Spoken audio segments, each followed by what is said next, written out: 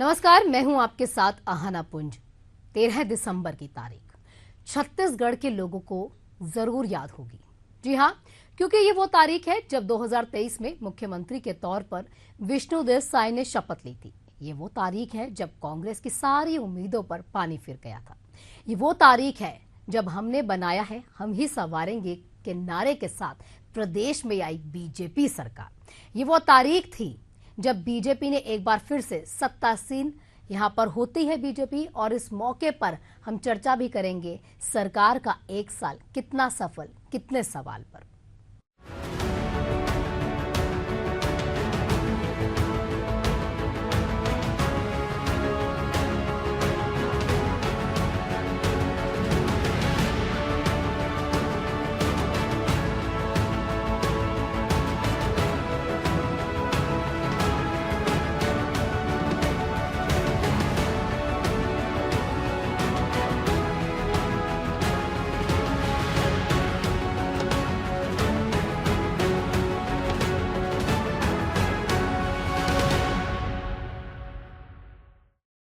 छत्तीसगढ़ विधानसभा चुनाव 2023 में कांग्रेस के मुंह से जीत का निवाला छीनकर बीजेपी ने प्रदेश में चौथी बार अपनी सरकार बनाई, जीत दर्ज की। इस अप्रत्याशित जीत के बाद आदिवासी चेहरे पर मुहर लगती है और मुख्यमंत्री विष्णुदेव साय 13 दिसंबर को शपथ लेते हैं। मुख्यमंत्री विष्णुदेव साय की सरकार को अब एक साल पूरे होने को है, आज हो भी चुके हैं। बीते एक साल के अंदर मुख्यमंत्री साय ने कई घोषणा की हैं, जिनमें से कुछ पर अमल भी हो चुका है, लेकिन सरकार का जो सफर है उसकी अभी सिर्फ शुरुआत हुई है। कई पड़ाव और कई जो चुनौतियां हैं उनके सामने अभी बाकी है। ऐसे में बीते एक साल के अंदर मुख्यमंत्री साय ने जनहित को लेकर कब क्या कहा, सरकार का एक साल कितना सफल, कितने सवाल, देखिए साय सरकार के एक साल पर हमारी ये खास रिपोर्ट। साय सरकार पुलिस कर्मियों की सेवा और सम्मान के प्रति संकल्पित है।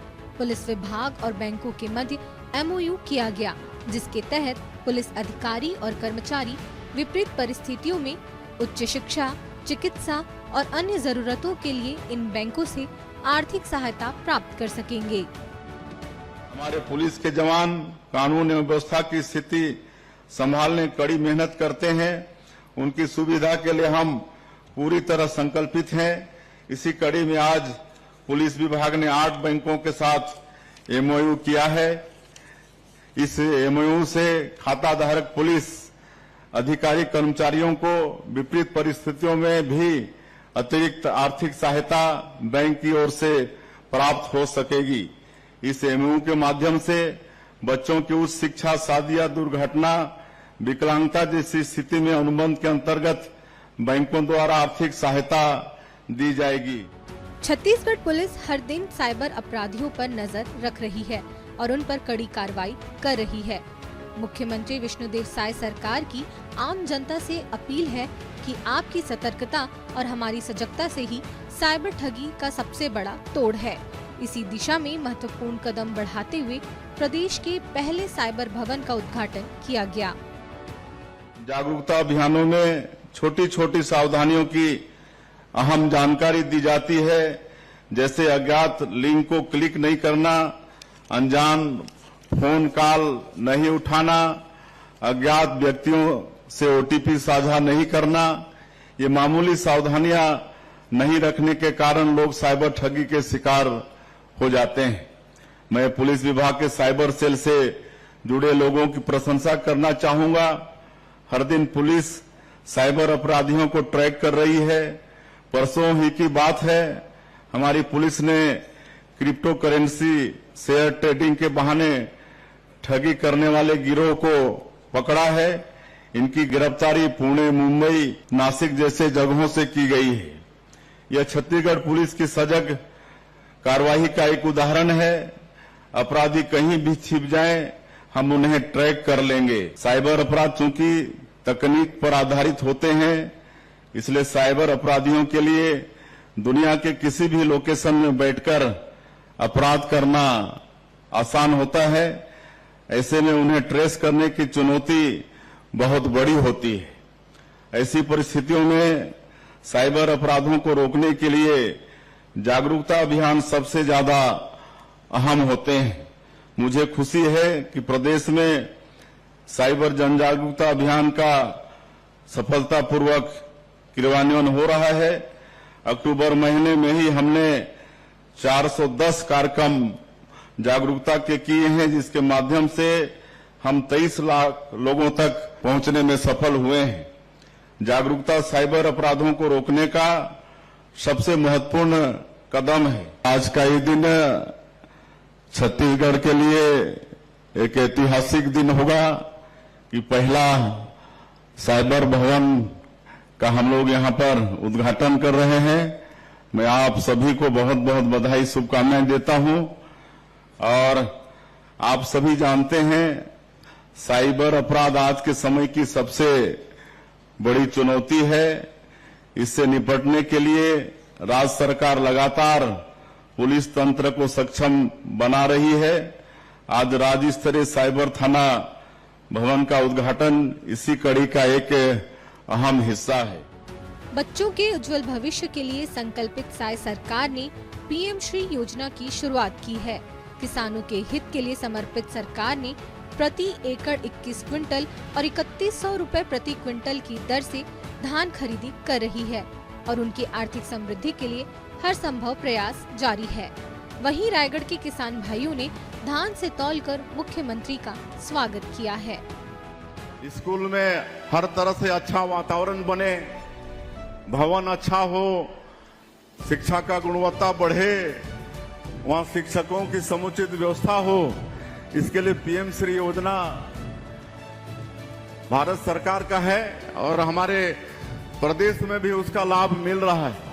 पीएम श्री योजना में जो स्कूल शामिल हो जाएगा उसके लिए भारत सरकार से 2 करोड़ रुपया मिलेगा और 2 करोड़ रुपया में वो भवन अच्छा बने, वहां बिजली पानी की व्यवस्था हो, समुचित व्यवस्था, पढ़ाई की अच्छी व्यवस्था हो, ये पीएम श्री योजना का उद्देश्य है। आज कांग्रेसिया मन सब धान खरीदे केंद्र देखे बर जात हैं, तो मोला पूछिन रायपुर एयरपोर्ट में, तो मैं कहें कि स्वागत है उनका, जाएं। दूर दूर से बैठ बैठ के ब्लेम लगाते हैं कि धान खरीदी नहीं हो रहा है, 21 क्विंटल धान प्रति एकड़ नहीं खरीद रहे हैं, बोरा नहीं है, ये नहीं है, वो नहीं है। तो सब जाएं और धान खरीद केंद्र में देखें, तब उनको वास्तविकता का पता चलेगा। 70 लाख माता बहनों के खाते में महतारी वंदन योजना के तहत महतारियों को हर महीने खुशियों का सौगात दिया जा रहा है। रायगढ़ में मातृशक्ति ने बटन दबाकर प्रदेश की महिलाओं को ये सौगात दी। रायगढ़ में ही 137 करोड़ रुपए से अधिक की लागत से विभिन्न विकास कार्यों का लोकार्पण और भूमि पूजन किया गया, जिसमें नालंदा परिसर शामिल है। ये पहल प्रदेश के शिक्षा क्षेत्र में एक नई दिशा और उन्नति का प्रतीक बनेगी। आज के अवसर में 137 करोड़ रुपया के छत्तीसगढ़ सरकार के तरफ से आज सौगात रायगढ़ जिला ला और विशेषकर रायगढ़ नगर निगम ला मिली से, तो मैं रायगढ़ जिला और रायगढ़ नगर निगम वाला मन के बहुत बहुत बधाई देता हूँ, बहुत बहुत धन्यवाद देता हूँ। आज 137 करोड़ रुपया के विकास के काम के भूमि पूजन और लोकार्पण हमने यहाँ करे हन, जिसमें मुख्य रूप से नालंदा लाइब्रेरी के स्थापना, जेकर आप मन अभी स्क्रीन में देखे है कि कैसा और आगे बनी। हमार बेटा बेटी मन जो प्रतियोगी परीक्षा बर तैयारी करही, उमन के लिए ये बड़ा उपहार है। वहां मन के स्टडी के मटेरियल पूरा मिलही, तो ऐसा प्रयास आज होते हमारे छत्तीसगढ़ में शिक्षा के विकास पर। उत्कल ब्राह्मण समाज को मुख्यमंत्री साय ने नमन किया और बचपन से ही इस समाज से गहरा संबंध होने की बात कही। वहीं सुशासन की सरकार चुनने के लिए मुख्यमंत्री ने प्रदेशवासियों का आभार जताया है। हमारा ये जो उत्कल ब्राह्मण समाज है, साल में एक बार जरूर कोई ना कोई कार्यक्रम के माध्यम से हम लोग मिलते थे, भोजन करते थे। अनेकों उत्कल ब्राह्मण समाज के हमारे मित्र हैं, तो पूरा परिवार है और मेरा तो सौभाग्य है कि जिनसे हम दीक्षा लिए, गुरु दीक्षा लिए, वो भी स्वर्गीय श्री धनपति पंडित जी आज स्वर्गवासी हो गए हैं। वो भी उत्कल ब्राह्मण समाज से थे। बचपन से ही रिश्ता उत्कल ब्राह्मण समाज से रहा है और हम लोग जहां तक ब्राह्मण समाज को बहुत मानते हैं, देव स्वरूप मानते हैं ब्राह्मणों को, तो ऐसे उत्कल ब्राह्मण समाज को, सभी लोगों को मैं नमन भी करता हूं, सत सत प्रणाम करता हूं। हरित परिवहन की दिशा में नई पहल करते हुए प्रधानमंत्री ई बस सेवा योजना की शुरुआत की गई, जिससे अब रायपुर, बिलासपुर, दुर्ग, भिलाई और कोरबा में 240 इको फ्रेंडली ई बसें संचालित की जाएंगी। पर्यटन के क्षेत्र में प्रदेश को वैश्विक मानचित्र पर नई पहचान दिलाने छत्तीसगढ़ में अब फिल्म सिटी का निर्माण किया जा रहा है। आज एक तरह से बड़ा सौभाग्य के दिन है हमारे छत्तीसगढ़ पर कि हमारे भारत सरकार हमारे छत्तीसगढ़ में चित्रोत्पला फिल्म सिटी बनाए बर हमारा आग्रह रही से प्रदेश के तरफ से यहाँ फिल्म सिटी के निर्माण हो और चित्रोत्पला के नाम से जो महानदी के पूर्ण नाम है, तो आज आप मल्ला बताते हमला बड़ा गौरव होते कि हमारे भारत सरकार एक 147 करोड़ रुपया के स्वीकृति देगा, 147 करोड़ रुपया के स्वीकृति देगा। अब चित्रोत्पला फिल्म सिटी के निर्माण हुई, जेमा छत्तीसगढ़ी नाटक, फिल्म, कलाकार, लेखक सबके यहाँ रोजगार मिली, तो ऐसे और पर्यटन भी बढ़ावा मिली, तो ये आज हमारे लिए बड़े ये सौभाग्य दिन है। भारतीय जनता पार्टी की राजनीति हमेशा हिंदुत्व, सनातन परंपरा, भगवान राम के इर्द गिर्द नजर आती है। बीजेपी पर विपक्ष का हमला हमेशा इसी बात पर रहता है, लेकिन विष्णुदेव सरकार ने विपक्ष के हमलों को नजरअंदाज करते हुए जहां पर भगवान राम के सिद्धांतों को आत्मसात किया, तो वहीं पर बीते 1 साल के अंदर प्रदेश की नारी शक्ति और बच्चों के विकास को प्राथमिकता भी दी है। बच्चों की शिक्षा को और अधिक गुणवत्तापूर्ण बनाने साई सरकार ने निर्णय लिया है कि अब प्रदेश भर में 5वीं और 8वीं की परीक्षाएं 10वीं 12वीं की बोर्ड परीक्षाओं की तर्ज पर शुरू की जाएंगी। जनजाति समाज की गौरवशाली परंपरा को बनाए रखने के लिए साई सरकार समर्पित है। इसके साथ ही भगवान श्री राम के अनुकरणीय दिशा को आत्मसात करने की दिशा में तत्पर है। समाज का इतिहास बड़ा गौरवशाली रहा है, संस्कृति भी बहुत समृद्ध रही है। मैं तो कहता हूं जनजातीय संस्कृति और सनातन संस्कृति बिल्कुल एक साथ ये प्रारंभ हुए हैं। जब हमको लगता है कि सृष्टि यहाँ पर शुरू हुआ है, तभी से ये जनजातीय संस्कृति भी शुरू हुई है और ये सनातन संस्कृति भी शुरू हुई है।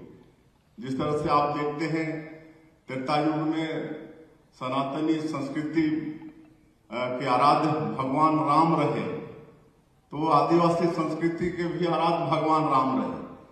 हमारे जनजाति भाई लोग शुरू से ही भगवान राम को आत्मसात किए हुए हैं और आप देखेंगे कि जितने भी जनजाति समाज के लोगों के नाम में राम है ही है, सोमारू राम, मंगरू राम, बुधवारू राम, मतलब राम है ही है। तो इससे बड़ा और क्या हो सकता है हमारे जनजातीय संस्कृति के लिए। छत्तीसगढ़ी भाषा के सम्मान और उसके विकास के लिए साई सरकार निरंतर प्रयासरत है। जशपुर में 30 बिस्तर के प्राथमिक स्वास्थ्य केंद्र और कोतबा में अपेक्स बैंक खोल जशपुर वासियों को मुख्यमंत्री विष्णुदेव साई ने सौगात दी है, जबकि बिलासपुर में मल्हार महोत्सव की फिर से शुरुआत करने की घोषणा की है। साई सरकार अब मुख्यमंत्री गुड गवर्नेंस फेलो योजना की शुरुआत करने जा रही है, जिसके तहत प्रदेश के छात्र इस पाठ्यक्रम के माध्यम से सरकार, एनजीओ, थिंक टैंक और निजी क्षेत्र के साथ मिलकर गवर्नेंस को बेहतर करने का प्रयास करेंगे। मैं मुख्यमंत्री गुड गवर्नेंस फेलो योजना शुरू करने की घोषणा करता हूं। इस योजना के तहत छत्तीसगढ़ सरकार आईआईएम रायपुर को साथ मिलकर छत्तीसगढ़ के मूल निवासी छात्रों के लिए public policy and good governance में मास्टर पाठ्यक्रम शुरू करेगी। इसके लिए छात्रों का चयन कैट के माध्यम से किया जाएगा। इस योजना में IIM रायपुर में कक्षाओं के साथ साथ छात्रों को छत्तीसगढ़ शासन के विभिन्न विभागों में व्यवहारिक अनुभव भी दिया जाएगा। पाठ्यक्रम की पूरी फीस राज्य सरकार वहन करेगी। साथ ही छात्रों को निर्धारित मासिक स्टाइपेंड भी प्रदान करेगी। यह योजना शासन में दक्षता और पारदर्शिता बढ़ाने के साथ साथ राज्य के युवाओं को उच्च स्तरीय शिक्षा और प्रायोगिक अनुभव का अवसर भी प्रदान करेगी। इसका उद्देश्य छत्तीसगढ़ में पेशेवरों की एक ऐसी पीढ़ी तैयार करना है जो सरकार, NGO, थिंक टैंक और निजी क्षेत्र के साथ मिलकर गवर्नेंस को बेहतर बनाने के क्षेत्र में काम करेगी। नक्सलियों के खात्मे के लिए साई सरकार निरंतर कार्य कर रही है।